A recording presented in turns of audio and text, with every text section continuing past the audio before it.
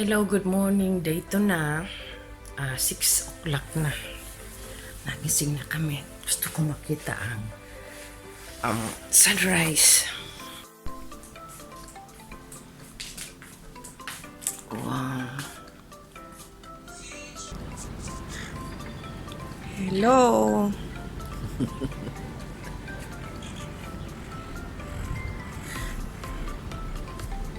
Wow.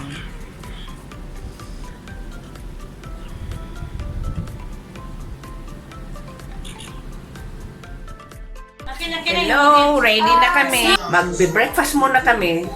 Pagkatapos, punta na kami ng movie world saka sa Sea World. Kaya naka-rubber shoes kami lahat oh. Ayan. Para lubat mo lang yan. Kung kaldo kita mabidyo. Siya daw ang ma-vlog so. My turn. I can't stop thinking about it. Yan, nasa labas na kami, nasa corridor na kami. Punta na kami ngayon doon sa breakfast. But yesterday at night, how did we get time limit?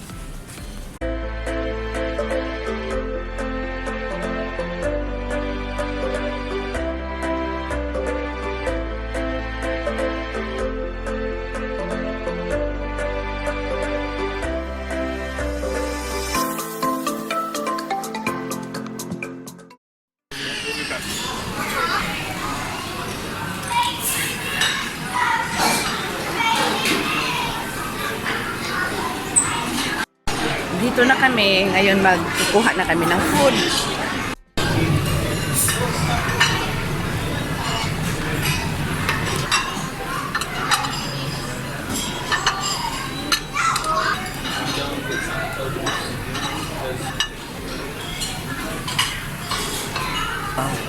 Thank you. Ay, maluto. Si Muset, yan ang kinuha niya. Yeah. Ako ito. Ayan, may hawak kasi ako ng camera kaya pinakiusapan ko si Muset na siya na lang magawa ng coffee ko. Wala, tunta ka na lang. Ay, sige na po, mainit ka na po. Duman ako sa... Oo, okay.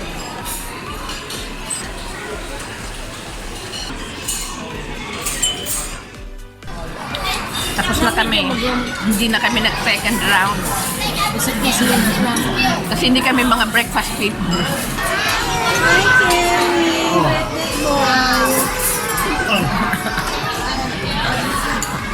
Yung ang panganay kong apo, gusto nang bumalik sa room.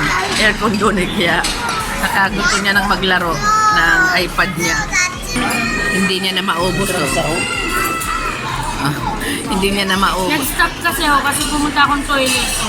Sink in yung kinain ko. Sinamaan niya kasi yung si Bunso pagpunta ng CR. Pagbalik niya, nawala na yung appetite niya.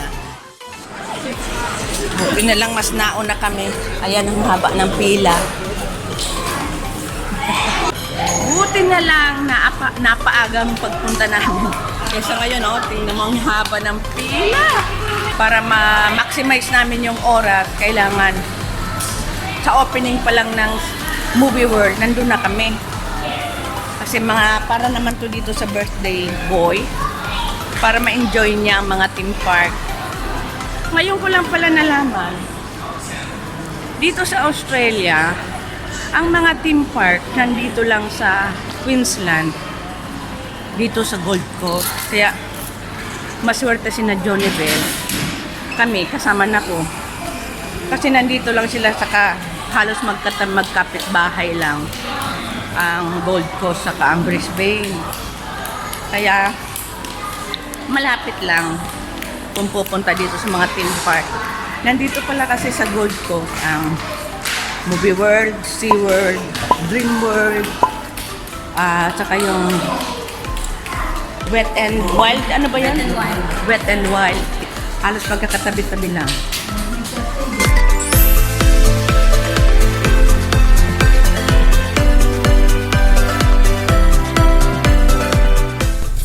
Ayan, pupunta na kami ng Movie World.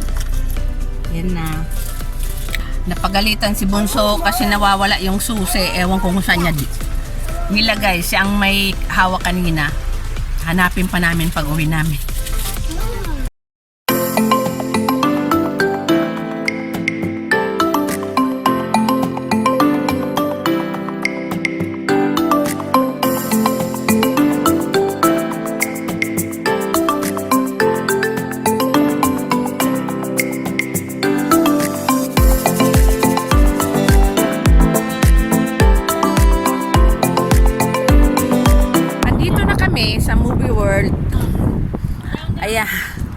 Yung nasa likod na yan, naku, hindi ako magta-try. Wala ata akong matatry na rides. Kasi hindi ako gaanong... hindi naman ako malulain. Pero parang pinahirapan ko lang sarili ko. Yung una kong video dito, siguro 3 years ago, wala pa akong gimbal. Kaya medyo yung mga video ko dito medyo shaky. Ngayon, sana mapaganda ko ang pag-video ko.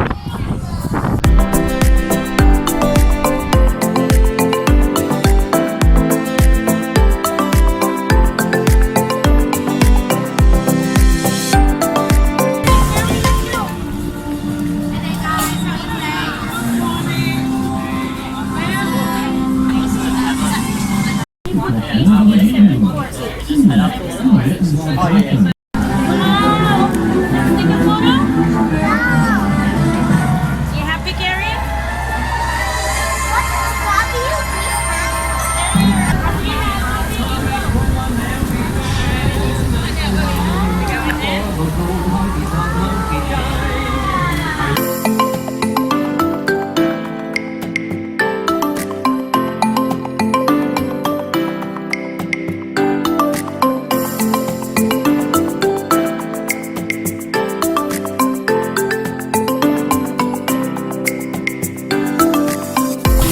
Sabi ko, para ako hindi na ako mag-enjoy dito kasi matanda na.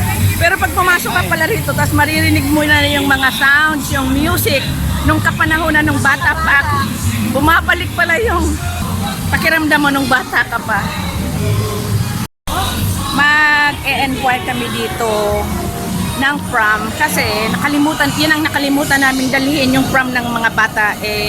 Iikot nga dito, maghapon dito, siguradong mapapagod yung kalalakad. Mabigat na para buhatin ni tatay. Kung mag-strip sila, kaya yan, magre-rent ng prom. Marilyn Monroe.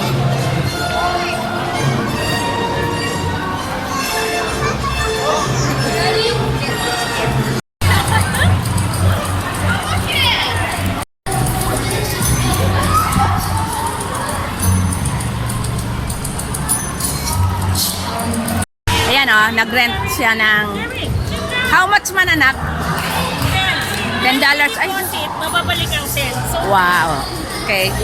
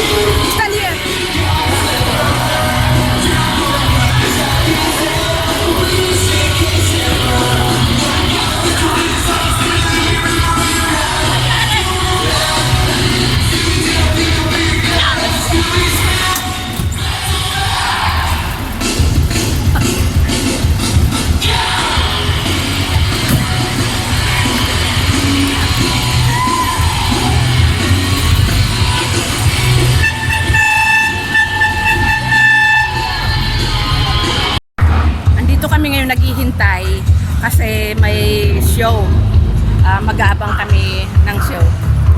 Dito lang. Kaya, ayan o. Hintay kami. Grabe ang sikat ng araw, kaya kailangan talaga ang sombrero. Saka mabuti na lang nakapagpagawa ako ng reading glass ko sa Pinas na pag nasa the more lights na makukuha nitong salamin ko nagiging darker siya, kaya hindi na ako papalit-palit ng eyeglass. Katulad noon, pag ako nagba-vlogs, yung reading glass. Tapos pagka nasa arawan, yung dark sunglass ang gagamitin ko.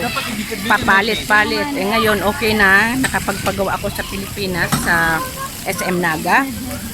Kaya yung sunny something. Kalimutan ko ang name pero worth it kahit mahal.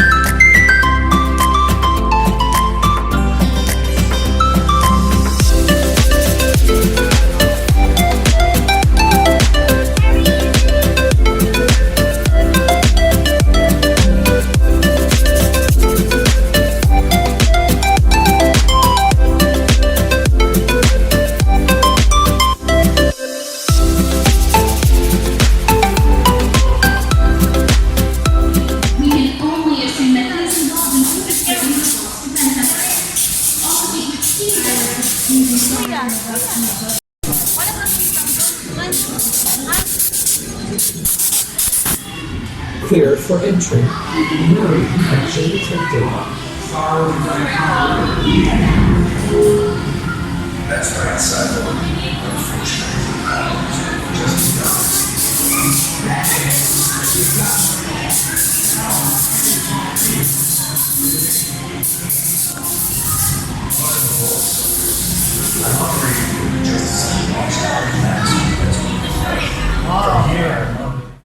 Sorry guys, bawal ang video ang camera sa loob. Kaya, pero kung lang naman, pangbata talaga. Pambata naman. Hindi naman nakakatakot. Andito kami ngayon sa Westfield para kumain, mag-lunch. Kasi kung na, ang oras na is 1:46. Ayan. Gusto ng my birthday KFC. Kaya magla-lunch muna kami dito. Ayan ang steps ko. 6,500. Andito na kami sa SeaWorld. Ang problema, naistorbo ang tulog ng dalawang bata. Napagod kasi sa movie world. Ngayon ito, umiiyak si Bunso, yung birthday celebrant. Kasi nga, naistorbo ang sleep nila. Kayo nun.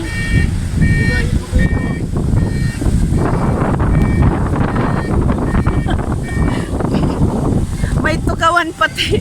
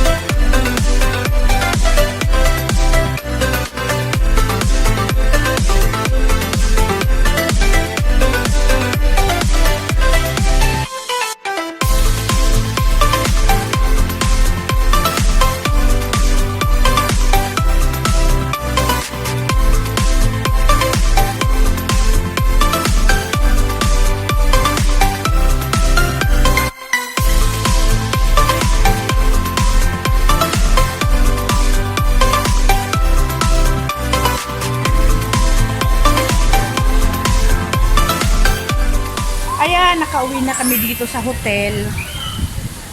Saka iikot namin sa SeaWorld. Ang nilabasan namin dyan, dito na mismo sa my hotel. Kaya yung manugang ko na lang bumalik sa parking ng SeaWorld. Tapos dadalhin niya dito ang car. Kami naglakad na lang kasi malapit na rin doon sa last naming pinuntahan. Ay, nakakapagod din pero masayang-masayang mga bata. Andito na kami sa room. Nagpapahinga. Gusto pa uli mag-swimming ng mga bata.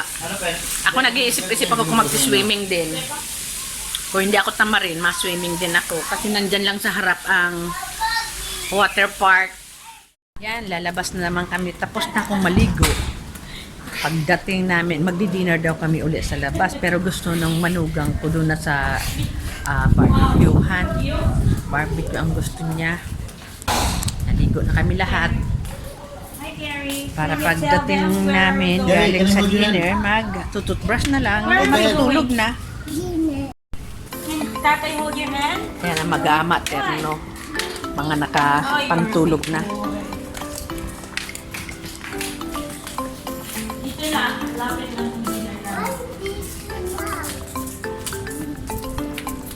Where's the kaminang? Ang ganda-ganda.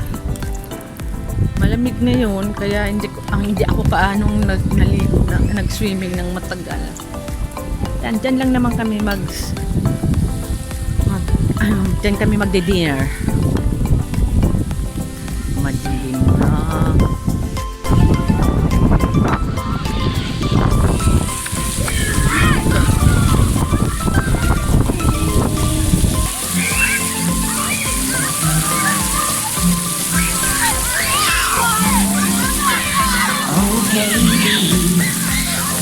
Ang saya-saya.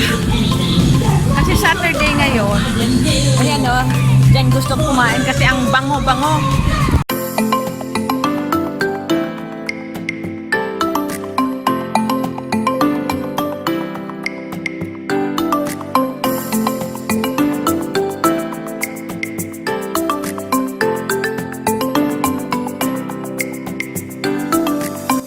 Ayan, ang lamig. Hindi kami nag-jacket. Mabuti pa si Muset naka-jacket kami. Malamig. Nasa tabing dagat kasi kami.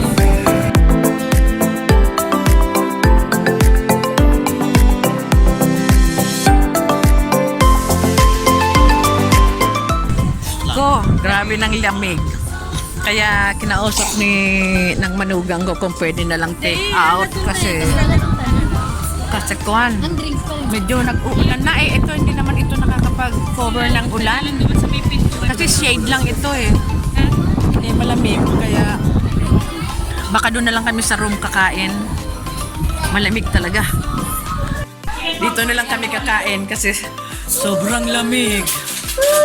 Yan. Dali, picnic! What does Nick mean? Dito na kami kakain. Naman, may dua pa. Yan o.